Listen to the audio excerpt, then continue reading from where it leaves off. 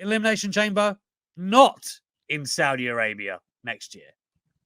Yeah, so I don't know what that means as far as the Saudi Arabia schedule changing, but it will be in Montreal, the first time in well over a decade that they've had a pay-per-view. I believe the last pay-per-view was, off the top of my head, Breaking Point 2009. With the infamous knowledge, that is off the top of the head. Come on. I think it's something like that. It's been quite some time since they had a pay-per-view in Montreal, so it's going to be interesting. We've seen the Montreal crowd was that great crowd that gave that reaction for Sami Zayn in that Fatal 5-Way for the Intercontinental Championship a couple of weeks back. Kind of started all this big reactions for Sami Zayn on SmackDown and Raw as of late. So I'm looking forward to Elimination Chamber being back there, but it's interesting on how that's going to rework the WWE calendar, since a lot of the news this week has been about, day one being canceled, being scrapped, and WWE going more away from more of the gimmick pay-per-views, and then want to make like big international shows like the Saudi show, like a yearly UK show for you guys. So it's very interesting what they're doing with the calendar, what 2023 has in store for us. Yeah, what's interesting there as well, I mean, number one, I love Canadian crowds. They are, maybe the next closest thing to a British crowd, I guess, in terms of noise. I know Chicago is also famed, but he said Toronto, hooray, Toronto. We love Canada, but I do want to say I did surprise myself, because that's actually accurate. I just looked it up. Breaking Point 2009 was Montreal. Oh, damn. And I only knew that. No, I only knew that because of the CM Punk finish. Remember, that was the pay-per-view with the Punk screw job over Undertaker in 2009.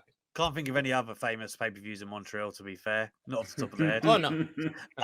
Nothing ever happens there. But what I will say, Kenny, man, for me, I have, as SB3 will attest, bemoaned gimmick pay-per-views for a while. I feel like it dilutes what some of these matches end up meaning. The stories that lead up to it, they're less exciting and entertaining when you know that, okay, well, Hell in a Cell's coming up, so we're going to get Hell in a Cell, rather than the feud dictates, okay, we've reached the point where we need something like Hell in a Cell.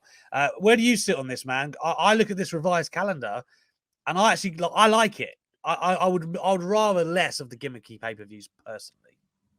Yeah, I mean, I don't really think. I think if the three of us were to sort of collectively speak to everyone we know who watches wrestling and watches WWE, I can't think of anybody who would go, "No, let's keep them all. Let's keep all the gimmick pay." Like, I don't think anybody would say that. So I think it's a really good move. I mean, it is funny because as this news comes out, we just had Halloween Havoc, which was all gimmick matches, and we're about to have Survivor Series, which is gimmick matches. So maybe just like they're wanting to do all the gimmick matches before the end of 2022, and then next year it goes back. But it's funny because I actually watched for Patreon, patreon.com/Inside the Ropes. I watched Wrestle War 92 for the first time, which had that infamous War Games match with Sting's Squadron and the Dangerous Alliance. And I didn't know War Games could be good. Like, it can be really good.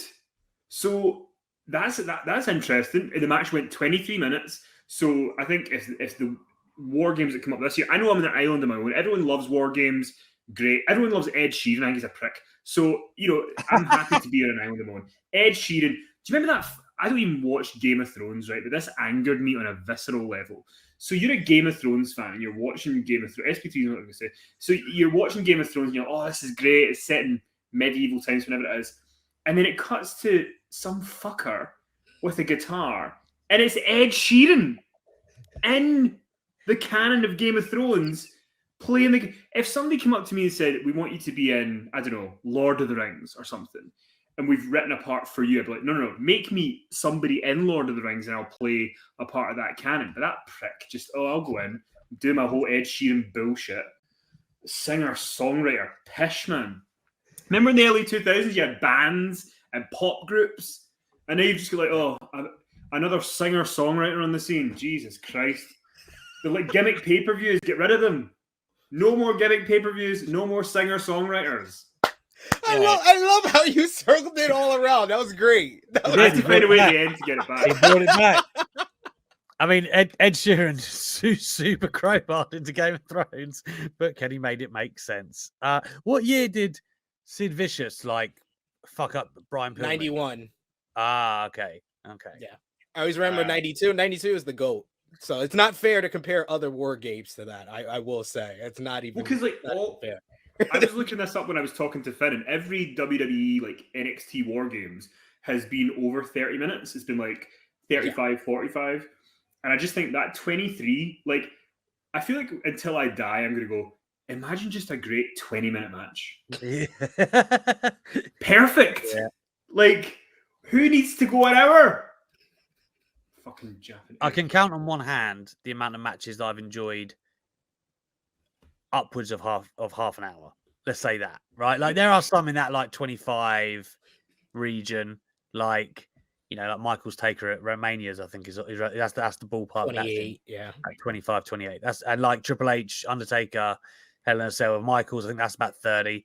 Like those ones.